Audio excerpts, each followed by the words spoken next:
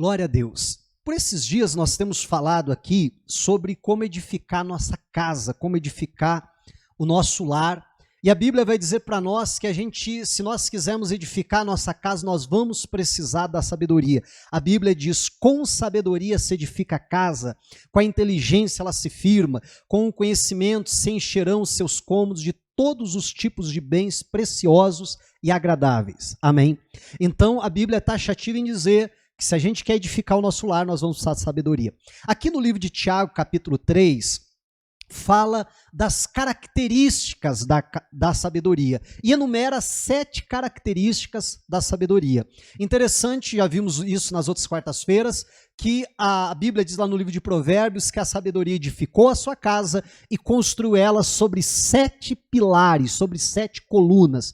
Por isso, juntando o texto aqui de Provérbios com o de Tiago, nós temos falado aqui sobre os 7 pilares da sabedoria. Mas só para ficar, quem sabe, mais claro, você entender, são as 7 características, as 7 qualidades da sabedoria que nós precisamos ter na nossa vida. Só que não é com qualquer sabedoria que a gente se edifica a nossa casa, mas sim com a sabedoria que vem lá do alto. Porque Tiago aqui vai dizer de 2 tipos de sabedoria.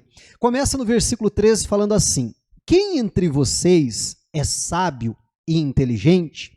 Mostre as suas obras em mansidão de sabedoria mediante a sua conduta.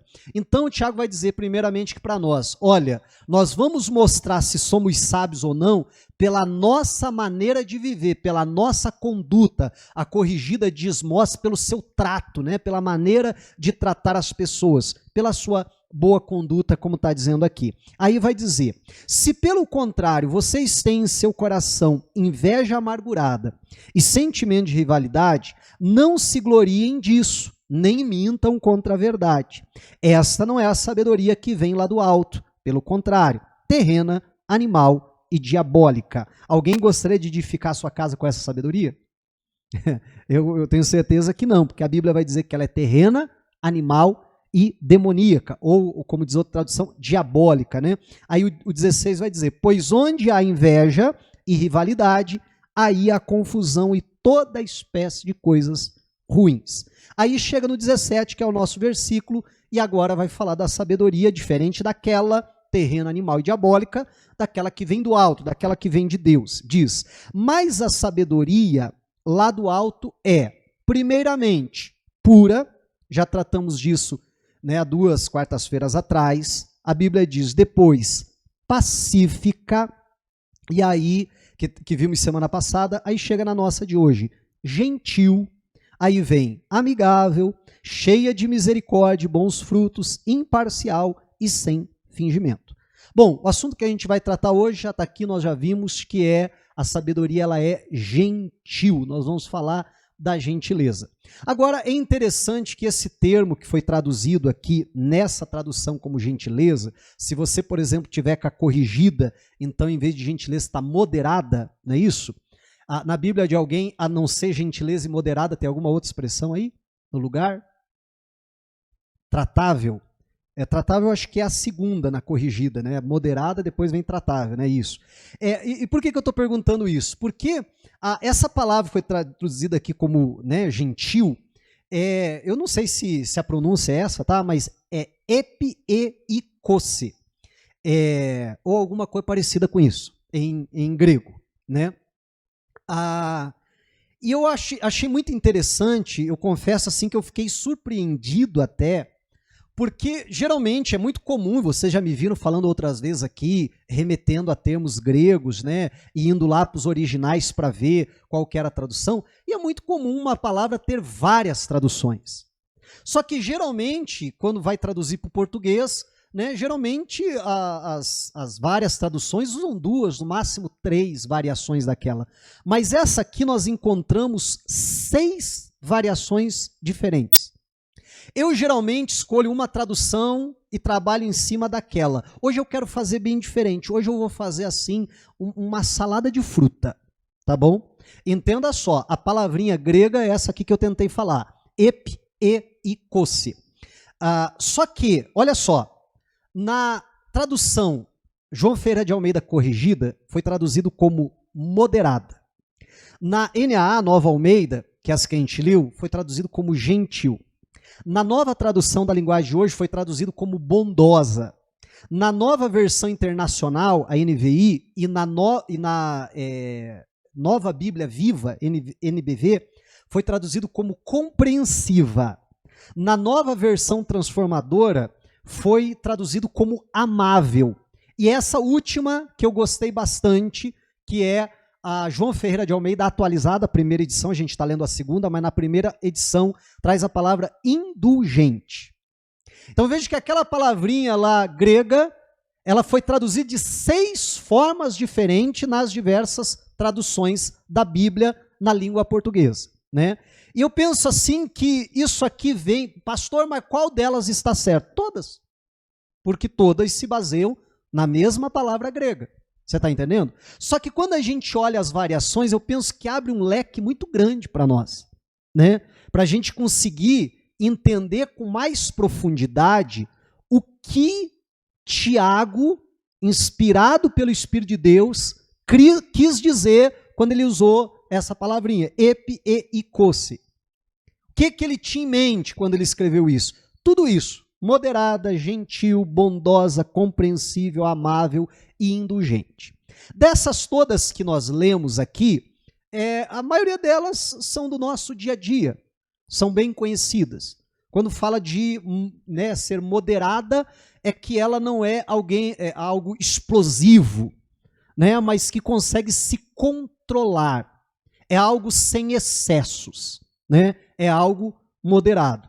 Gentil também é muito fácil da gente entender, faz parte do nosso dia a dia. Geralmente os homens não gostam muito assim, né? Verdade ou não é? Dessa questão de gentileza, porque a gentileza, ela envolve a delicadeza, tanto no trato quanto na maneira, então, de falar. E a gente vai abordar um pouquinho até disso aqui, né? Porque às vezes, alguns homens assim, né, e aí eu vou me colocar no meio, muitos de nós homens, quando pensa na gentileza, na delicadeza, às vezes diz assim, não, mas isso vai afetar a minha masculinidade. Não é assim? Eu não posso ser assim muito gentil. Agora, olha que interessante, eu acho que não tem ninguém na Bíblia, né, melhor exemplo como Davi, um homem de guerra, um homem valente. E mais do que isso, um homem que a própria Bíblia vai dizer que ele era um homem segundo o coração de Deus. Era o que Deus esperava de um homem. Amém? Que vai dizer para o seu filho, Salomão, seja homem. Né? E é só alguém que foi dessa forma que pode cobrar o seu filho de ser dessa maneira também. Pois é, esse homem, a Bíblia descrevendo dele vai dizer que ele era alguém de gentil presença. Amém? Era alguém que era agradável estar perto dele. Era alguém que era gentil no seu trato com as pessoas. Claro, mas ao mesmo tempo era homem de guerra. Quando precisava arrancar a cabeça, ele arrancava. Não arrancou a cabeça do Golias? Arrancou. Mas quando não era um momento de guerra, ele sabia ser alguém gentil. Né? Então, nós temos pessoas gentis, né? Gentil não, né? Isso de forma alguma vai diminuir a nossa masculinidade ou qualquer coisa parecida. Amém? Continuando, bondosa, nós também sabemos do que se trata. É alguém que quer o bem das pessoas, que promove o bem das pessoas. Compreensiva. Compreensiva é interessante, que é, de uma certa forma, até parecido com moderado, né?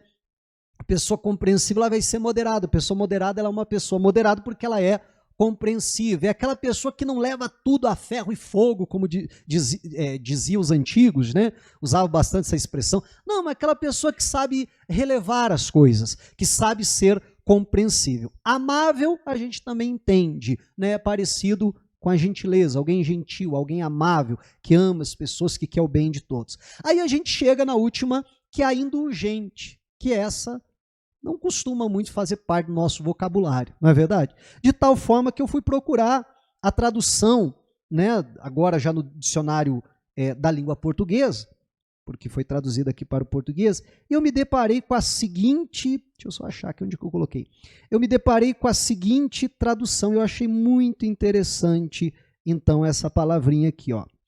do dicionário da língua portuguesa. Indulgente, que ou aquele que tem disposição para desculpar ou perdoar.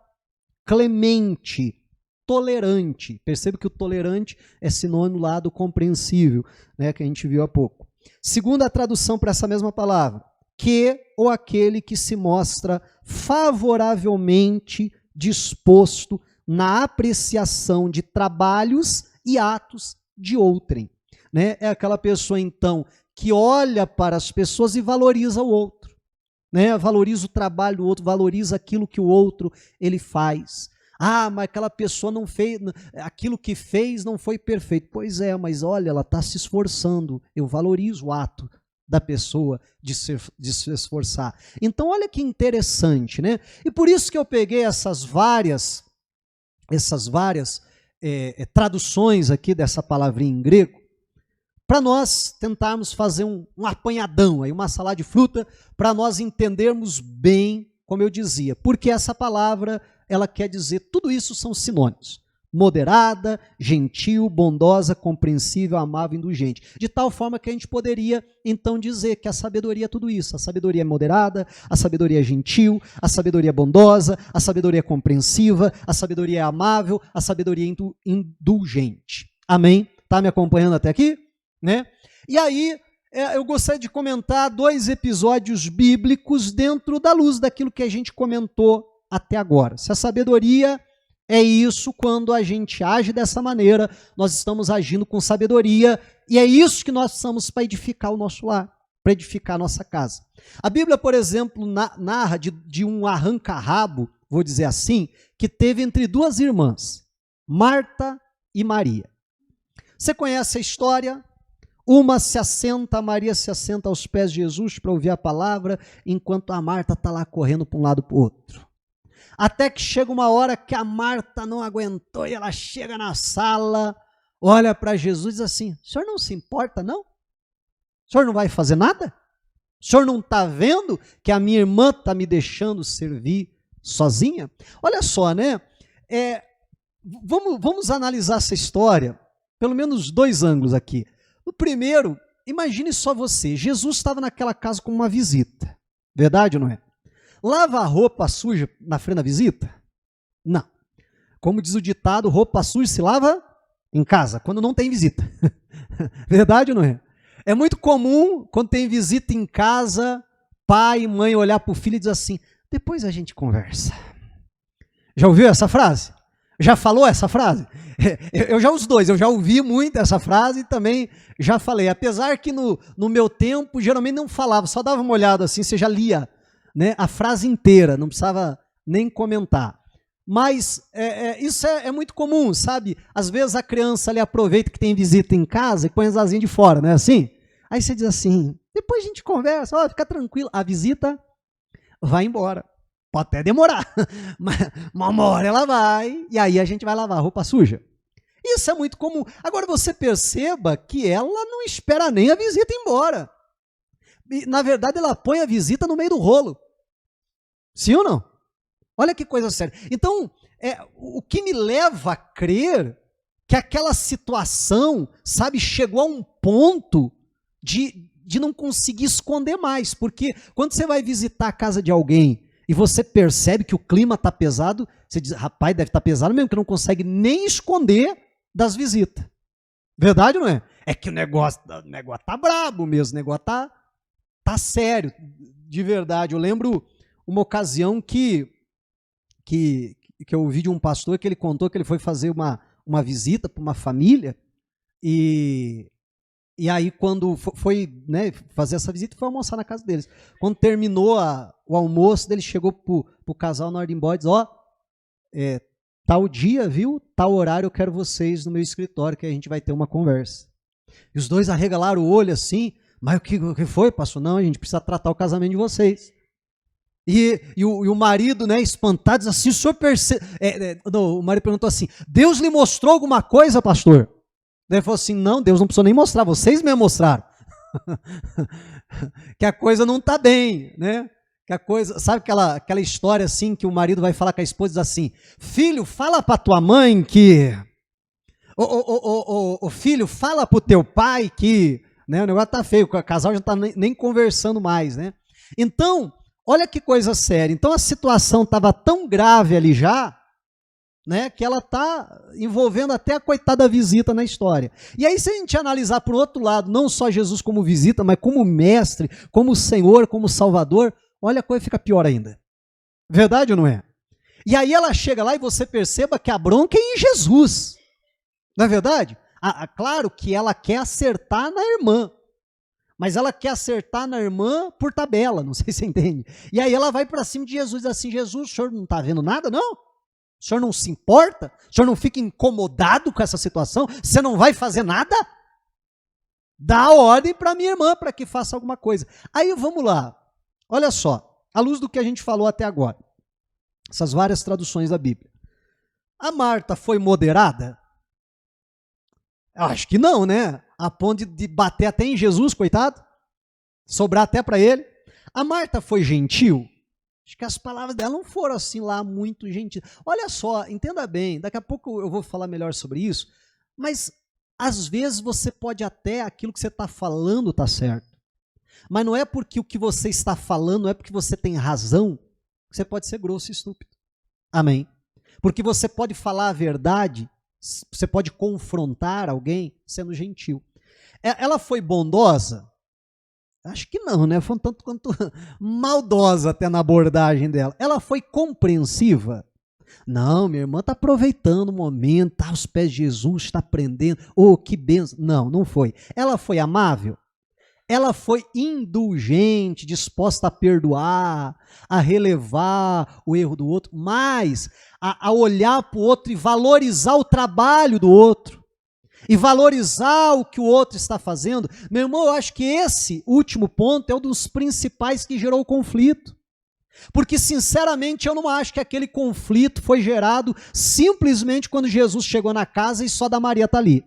Provavelmente, a chegar a esse ponto dela ir lá dar bronca em Jesus, veja bem, eu acredito que aquilo já era um sentimento que ela alimentava. Sabe aquele sentimento que é muito comum a gente ouvir? Tudo é eu nessa casa. Não é assim? Tudo é eu, tudo sobra para mim, é eu que tenho que fazer tudo. Será que é realmente isso? Ou eu não tenho sido indulgente, eu não tenho conseguido valorizar o trabalho do outro? Eu não tenho conseguido valorizar o esforço do outro, eu só consigo valorizar o meu. É porque eu faço isso, porque eu faço aquilo, porque se não fosse eu nessa casa. Mas a sabedoria, ela também é indulgente, ela consegue valorizar o trabalho do outro. Então, olha só, diante de tudo isso, a gente pode falar com propriedade, então, que faltou sabedoria para Marta. Verdade ou não é? Na abordagem. Olha só, um conflito existia. No mínimo, um conflito de interesses, no mínimo. Ela queria que a irmã ajudasse, a irmã não queria ajudar, queria ficar nos pés de Jesus. No mínimo, um conflito de interesses. Agora, é muito claro que ela não usa de sabedoria para lidar com aquele conflito. Assim como muitas vezes também, sabe, a gente piora certas situações que seriam fáceis de ser resolvido porque nos falta sabedoria. E às vezes nos falta sabedoria, não é nem naquilo que você está falando, mas às vezes como está falando. A abordagem que é feita, lembra da gentileza? Meu irmão, eu posso confrontar alguém sem levantar a voz. Não posso? Eu posso, meu irmão, sabe, corrigir alguém sem precisar gritar, sem precisar da aspereza nas minhas palavras. Eu posso confrontar alguém sem ofender a pessoa. Eu posso tratar de verdades, às vezes duras, com alguém, mas sendo amável, mas sendo gentil, mas sendo alguém moderado, mas sendo alguém compreensível, mas sendo alguém indulgente. Você está entendendo em nome de Jesus? Né? Então aqui fala muito mais, não só do que falar, mas do como falar. Ou ainda, quando é uma determinada situação, não fala muito da situação em si, como eu lidar da situação, mas a abordagem que eu vou fazer para lidar com aquilo. E aí, se você for ver, a maioria das brigas, seja como Marta e Maria, entre um irmão e outro, seja, né, no casamento, marido e mulher, pais e filhos, filhos e pais, geralmente o grande problema não é nem o conteúdo da discussão, mas é a forma que aquilo é tratado. Não sei se você entende o que eu estou falando.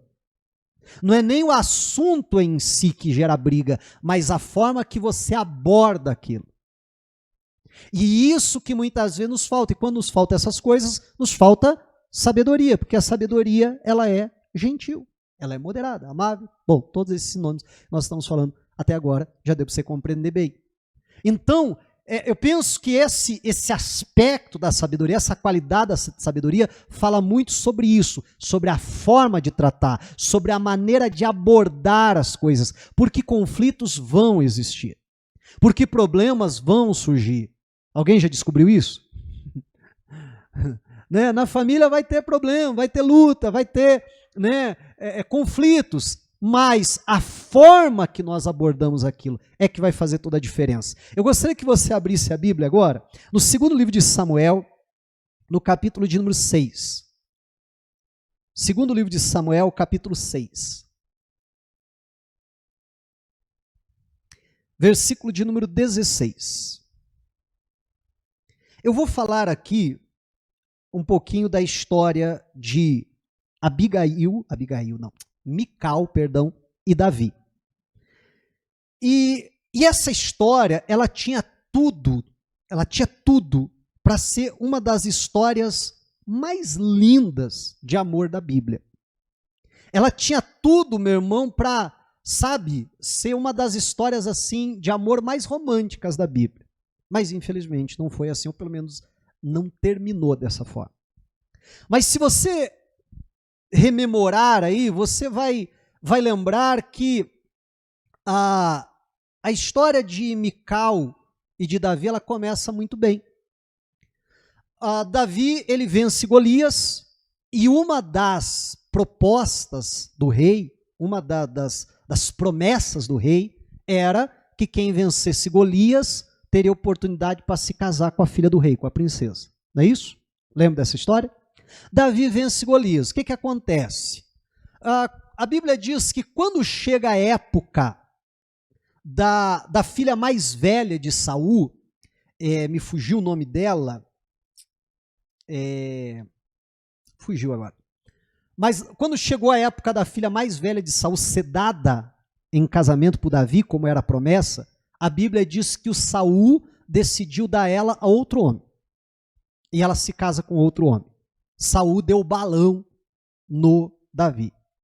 Só que acontece que, passado ali algum tempo, o rei fica sabendo que a sua outra filha, a mais nova, eram duas, era apaixonada pelo Davi, amava o Davi. Quando o rei Saul fica sabendo, então, que a sua filha mais nova gosta do Davi, ele acha uma ótima oportunidade. Porque a essa altura do campeonato, Saul já sente inveja de Davi e quer a morte dele. Tanto é que o coloca para liderar os exércitos, com a intenção que Davi fosse morto na batalha. Quando ele fica sabendo que a Mical gosta dele, ele diz, bom, vou matar 2 coelhos com uma cajadada só. Eu cumpro a minha promessa, porque pegou mal, eu prometi uma coisa e depois fiz outra, você está entendendo? E ao mesmo tempo eu coloco um alvo nas costas do Davi. Porque quando Davi sair à batalha, todo mundo vai querer matar o genro do rei. E eu coloco um alvo nas costas dele, dessa vez ele vai ser morto. Então a intenção do Saul é essa. E o Saul então permite que Mical se case com Davi. Mical é a primeira esposa de Davi. Acontece que aquela questão do Saul, né, aquela inveja do Saul querer matar Davi, chega um momento que Saul, ele está decidido, vou matar Davi. Se ele não cai em batalha, como era o que ele queria, ele diz, não estou nem aí, vou matá-lo de qualquer jeito. A Mical descobre isso. E a Mical fica contra o pai para ficar a favor do Davi, do seu marido. A Mical vai lá e conta para ele e diz: olha, meu pai decidiu te matar e ele está enviando homens agora para vir aqui te matar. Mas eu já bolei um plano. Eu vou colocar aqui na cama uma estátua. E eles vão pensar que é você dormindo. Vou cobrir, colocar ali uma pele de um animal, talvez para simular o cabelo, sei lá o quê, né? E aí eu digo que você está doente. Enquanto isso, você pula a janela aqui e foge. Engraçado que ele pula a janela e vai embora. Como nós vamos ver daqui a pouquinho, mais tarde ela está olhando por uma janela como aquela e desprezando Davi. Mas Davi pula pela janela e foge. Chegam então os soldados para matar Davi. E a Mical entra na frente e diz assim: não, teu pai mandou o Davi vir aqui agora. Não, Davi está doente, coitado, ela não pode nem sair da cama. Fico imaginando que ela abriu assim a porta, uma frestinha, né? E olha lá, coitado, não saiu da cama, está doente. Ele não pode ir. Os soldados não querem se indispor com a princesa, voltam lá para o rei e dizem assim: rei, Davi está lá na cama lá e está doente e tal. Traz ele na cama, arrastado, que eu vou matar ele na cama dele. Traz a cama dele aqui que eu vou matar. Aí os soldados voltam lá. Enquanto isso, ela está dando para ele o quê? Tempo. Para conseguir fugir. Para tomar distância. Você está entendendo? Né? Para conseguir ir mais longe. Eles voltam lá, a ordem do rei, é para levar ele na cama, nem que seja. Eu fico imaginando, eles pegam a cama e rapaz, que cama pesada. Aí vão ver. Era Davi? Não, era uma estátua que havia sido colocada ali para simular que era Davi deitado. Ih, rapaz, o cara fugiu e tal. Até aí atrás já deu tempo dele então fugir de Saul. Saul fica tão brabo com aquilo que o Saul pega a Mical e arruma outro marido para ela. E dá ela em casamento para outro marido. Davi passa anos fugindo de Saul. Até que Saul então morre, não lembrar, ele teve a oportunidade de matar, não fez isso e tal. Davi, como Deus havia prometido, então se torna primeiramente rei de Hebron, depois ele se torna rei de todo Israel. Quando ele se torna rei de todo Israel, ele vai reclamar o direito da Mical. A Mical é minha esposa, pode devolver ela. Ele vai lá e toma a Mical de volta, então, do marido lá que o Saul havia dado para ela. Então, olha só, você está entendendo? Tinha tudo assim para ser uma das histórias mais bonitas, mais românticas. Só que olha como que termina essa história. Segundo Samuel 6,16, a Bíblia vai dizer assim: quando a arca do Senhor estava entrando na cidade de Davi, Mical, filha de Saul, olhou pela janela. E ao ver o rei Davi que ia saltando e dançando diante do Senhor, ela o desprezou em seu coração. Vamos parar aí, vamos dar um pulo lá para o versículo 20. Vamos direto para o que interessa para nós. Quando Davi regressou para abençoar a sua casa, Mical, filha de Saul, saiu ao seu encontro e lhe disse: que bela figura fez o rei de Israel no dia de hoje, descobrindo-se diante das servas dos seus servos, como se descobre um sem vergonha qualquer.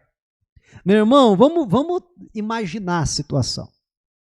O Davi está vindo de um culto glorioso, aonde eles estão trazendo a Arca da Aliança de volta para Jerusalém, um dia histórico. Davi está fazendo festa, dançando diante da arca. Davi tira as suas roupas reais, se veste com roupas de linho, a roupa que o sacerdote costumava usar, e está lá fazendo festa. O culto foi glorioso. Aí ele está voltando para casa para fazer o quê? Abençoar a sua casa, porque a Bíblia diz que ele abençoou todo o povo e agora está indo para casa para abençoar a sua casa. Davi, eu fico imaginando chegando em casa na melhor das intenções, louvando a Deus, que culto glorioso hoje, amém? Vou abençoar a minha casa, tá bem bonita assim, entrando porta dentro, e o que acontece? Vem Mical. Aí eu te pergunto, vamos lá, Mical foi moderada? Nem um pouco, né? Mical foi gentil? Foi bondosa? Foi compreensiva? Ela foi amável? Ela foi indulgente? Não. Então, a gente pode dizer que a Mical agiu com sabedoria? Não, o oposto disso. Longe disso. A Bíblia vai dizer que toda mulher sábia faz o quê? Edifica a sua casa. Mas a Bíblia diz também que a tola com as próprias mãos a derruba. Eu acho que não há dúvida que é o que ela está fazendo aqui. Que bonito, hein? Não é isso? Bonito, rei, que papelão você fez, hein? Se descobrindo como qualquer sem vergonha, tem tradução que diz como qualquer vadio aí. Como qualquer um, se coloque no seu lugar. Você é um rei, você não pode se prestar esse papelão, não é isso? E ela não foi, né, nada disso, só que aí vem a resposta. Quem fala o que quer, como diz o ditado, ouve o que não quer. Mas Davi disse a Mical: eu fiz isso diante do Senhor, que me escolheu em lugar do seu pai e de toda a casa dele, que vocês são farinha todo mesmo saco. Não é mais ou menos isso? E olha que quando põe a família no rolo é que o negócio tá brabo. Verdade, não é? Quando discussão de casal chega na família um no outro, é que o negócio tá brabo. Ordenando que eu fosse príncipe sobre o povo do Senhor, sobre Israel, foi diante do Senhor que me alegrei, e me farei ainda mais desprezível, e me humilharei aos meus próprios olhos. Quanto às servas de quem você falou, serei honrado por elas. E olha como termina a narrativa bíblica. Mical, filha de Saul, não teve filhos até o dia da sua morte. Alguns leem esse versículo 23 e pensam que está falando, citando uma esterilidade dela. Pode até ser, não vamos descartar. Mas dentro do contexto, eu acho que é muito mais claro, muito mais fácil de entender que nunca houve uma reconciliação entre eles. Que o casamento deles acabou ali. Vamos lembrar que Davi tinha outras esposas. Com certeza Mical ficou lá, status de rainha, até porque ela era filha do antigo rei, tinha toda uma questão da própria corte em si, né? Mas provavelmente ela ficou lá apenas como figurante. E eu acho que é isso que a Bíblia quer dizer quando está falando que ela morre sem filhos. Porque, ao meu ver, parece que eles dão o casamento por encerrado ali, não há mais nenhum tipo de relacionamento entre eles, simplesmente ela fica figurando lá como uma das rainhas da corte. Você está entendendo? E olha que coisa séria, né? Aí a gente lê essa história, e aí eu te pergunto assim, quem está certo, Mical ou Davi? Que perguntinha venenosa, né?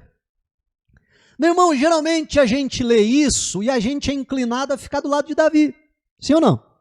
Né? Geralmente a gente fica do lado de Davi. Não, pastor, Davi que está certo, o Davi que tem razão. E se a gente olhar o que Davi falou, é verdade. O que é que Davi falou? Deus me escolheu e me colocou no lugar do seu pai e da casa dele. Deus fez isso? Era verdade? Era. Aí ele vai dizer, eu vou me humilhar diante de Deus mesmo. Eu vou me humilhar diante dos meus olhos, porque quem é rei não sou eu, quem é rei é ele. Quem merece toda a honra, toda a glória é ele. É verdade isso? Essas servas aí que você está falando, né? Perante os olhos delas eu serei honrado. Você me despreza, mas elas me honram. É verdade? É. Agora, meu irmão, a questão não é o que fala, é como fala. Não tem inocente nessa briga. Os dois estão errados. Aí vamos lá, vamos voltar para a nossa listinha? Vamos julgar se Davi agiu com sabedoria? Vamos lá. Davi foi moderado na resposta? Nem um pouco. Né? Davi foi gentil? Davi foi bondoso? Não. Foi um tanto quanto maldoso. Né? Deus me colocou no lugar do teu pai, de toda a casa dele. Né? Ele foi compreensivo? Não. Ele foi amável? Nem um pouco. Ele foi indulgente, né? Aquela facilidade para perdoar, né? Para desculpar quem errou com você, né? De valorizar o outro. Não. Mas eu quero colocar uma estrelinha aqui no compreensivo, né? Eu quero lhe chamar a atenção justamente nesse aspecto. Porque olha só, a gente olha para a história e às vezes não, geralmente a gente fica do lado de Davi, porque, não, Davi está falando a verdade, Davi está se humilhando diante de Deus, é isso aí mesmo, a gente também tem que fazer a mesma coisa, e tudo isso está certo, tudo isso está certo. Agora, a gente precisa ser, no mínimo, e às vezes é isso que nos falta, a gente precisa, no mínimo, ter um pouquinho de empatia com as pessoas. Ou o termo que a gente está usando hoje é indulgência, né, de você valorizar o outro. Meu irmão, você já parou para pensar em que contexto Mical foi criada? Em primeiro lugar, Mical era filha do rei, filha de Saul. O Saul era alguém que priorizava a aparência acima de quase tudo. Vamos se lembrar que quando Saul peca e que Samuel vai lá confrontá-lo, e diz: você pecou? Ele diz: tá bom, eu pequei, mas faz o seguinte, me honra diante dos anciãos. Eu sei que eu estou mal na fita com Deus, mas vamos manter a aparência. Saul era alguém, e a Bíblia várias vezes deixa isso claro, muito ligado à questão da aparência. Você acha que isso não teve toda uma influência sobre a Mical? Vamos lá, vamos pensar mais. Mical foi criada como uma princesa. Tente imaginar uma criança sendo criada numa corte, uma princesa, a filha do rei. Você tem que sentar assim, né? Não, a hora que você pega a xícara, ó, tem que levantar o dedinho. Não, você não pode fazer barulho, tá doida? Você é princesa, não pode ter nenhum barulho, tem que largar a xícara assim, ó, sem fazer barulho. Você tem que andar assim, ó. A tua roupa tem que estar perfeita. Você nunca pode aparecer em público com o cabelo desse jeito. Você tá doida, menina? Tem que fazer umas 10 tipos de chapinha antes de você aparecer em público. Você é a princesa! Ai, se teu pai te ver desse jeito, a vergonha que você vai fazer teu pai passar. Você está entendendo em nome de Jesus? E imagine então a vida inteira dela sendo criada dessa forma. E a gente não precisa fazer muito esforço para imaginar isso. Porque é o que provavelmente aconteceu.